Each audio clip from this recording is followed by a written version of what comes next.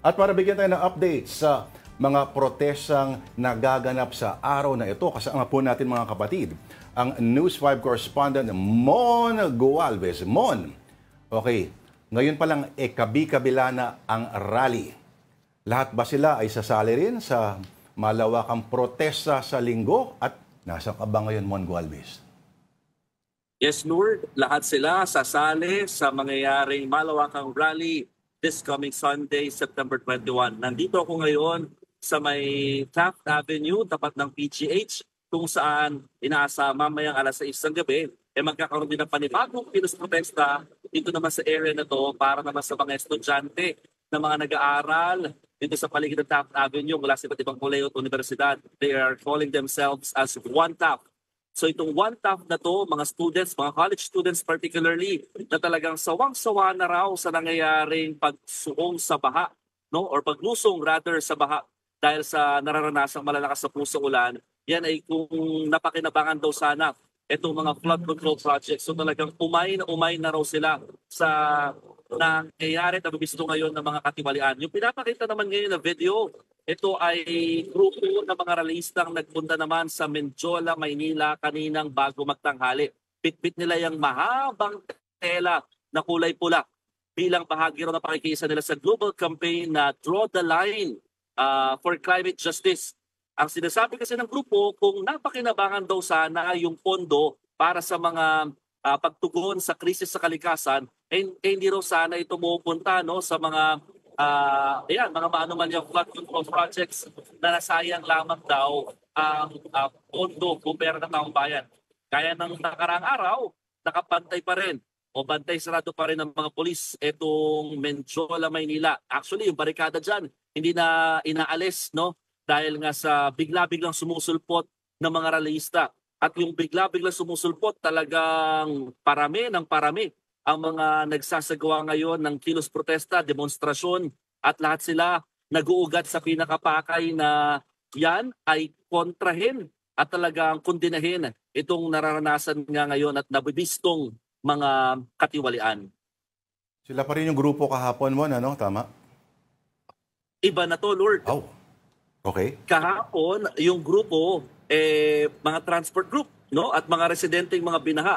Ito kanina, si Calio de Guzman, nandyan din. Halo-halo kasi ito. Grupo na ito ng mga kababaihan, manggagawa, kabataan, at yung mga para nga sa kalikasan. Si Calio de Guzman, ng Partido Lakas ng Masa, ang sinasabi niya, hindi raw sapat na makulong lamang ang mga sangkot sa korupsyon. Dahil ang kailangan daw solusyonan dito, wakasan daw yung pinakasistema. At para gawin daw yan, dapat daw matigil yung political dynasty na siyang pinakaugat daw ng pagnanakaw at korupsyon sa bansa. So yung kanina, bukod dyan sa long red cloth na yan, nagkaroon din ng panawagan para mag-inosina yung mga motorista. So dati, maalala natin kapag may mga nag-rally, marami nagagalit ang mga motorista na nakakasagaba lamang sila sa traffic, nakakasigip sila. Pero kanina, nung sila'y nanawagan ng tinatawag nilang busina kontra korupsyon, halos lahat, mapasasakyan, motorsikot, mapatruck, talagang nakiisa sa pag-iingay para nga sa ginagawa ng mga rallyista nito. Mon, meron ka bang mga nakausap dyan na mga rallyista? Dahil, I mean, as the investigation goes further, we're getting more details. Alam natin na hindi rin basta-basta matitigil yung sinasabing systematic corruption, as well as hindi rin agad-agad makukuha yung end goal na gusto nila.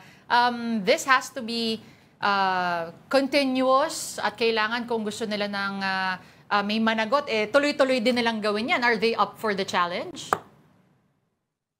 Well, one thing is for sure, gagawin nilang lahat na makisama sa mangyayaring malawakang protesta on September 21. They are looking forward that this September 21 grand rally will make something, no? Hindi pa nila sinasabi kung after September 21 they will be doing such activities again in the streets sa mga susunod na araw, pero lahat ng nakakausap natin ng mga nagkikilos sa protesta, isang sinasabi nila, magsama-sama raw ang lahat ng grupo, mapa-individual o groups or other mga oriented organizations sa mangyayaring malawakang rally on Sunday. Sa English, unity. Dito pala mapupunta yun. Ay, Mon, ano naman? Kamusta naman yung security in the area? You talked about yung ibang mga nagmamaneho o may dalang mga sasakyan. Ano, syempre, dikit-dikit sila. Nakikita natin dun sa video kanina. To make sure also that the rallies are safe while they do that. Yes, merong mga peace officers na tinatawag ganito. Nakita namin medyo remarkable yung itsura nila eh. Mga naka-vest na mga peace officer, but these are policemen. No? So sila yung mga nakakausap ng mga rallyista. They are asking if hanggang anong oras yung kanilang rally. So pinagbibigyan naman yung mga militanteng grupo at yung mga grupong nagpinuprotesta taga-sagawa nga ng pagpilot dito sa May Menjola. At bantay sarado no, ng mga kapulisan itong area. Actually, lahat ng mga nagsasagawa ng kilos protesta, nakikita namin kasunod din kaagad yung mga pulis.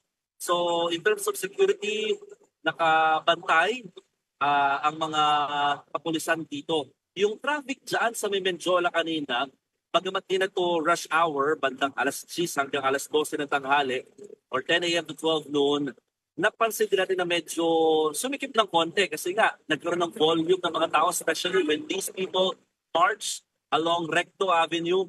So yung isang lane nakuha nila, 1 to 2 lanes na cover nila. So nagkaroon to ng pagsisikip ng bahagya ng traffic doon sa area. But then after that, nung nakapunta na sila sa kanilang pwesto sa may pinaka peace area doon sa ARC, nakasunod na yung traffic flow ulit. Mon, palinaw lang ha. So sasali sila sa Sunday. So hindi na ba iiwan ba nila yung pwesto diyan o sila ba yung magma-merge sa isang mas malaking mobilization, let's say sa Luneta ba o sa EDSA? Alam mo, Lord, we're also wondering if they're going to do demonstrations sa Menjola, Manila, because all of them are mentioning that they're going to do demonstrations sa Luneta, no? Pero nauna na sinabi ng Manila Local Government, LGU, na yung mga Freedom Park in Manila, specifically yung Liwasang Bonifacio, open for any kind of demonstrations para nga sa Sunday. Ang pakiusap lamang ng alkalde ng lungsod ng Maynila, wag na daw mag-spray paint or mag-vandal dahil nahihirapan dito silang maglinis para rito. So, itong grupo ng mga nakakausap natin, lahat sila paluneta.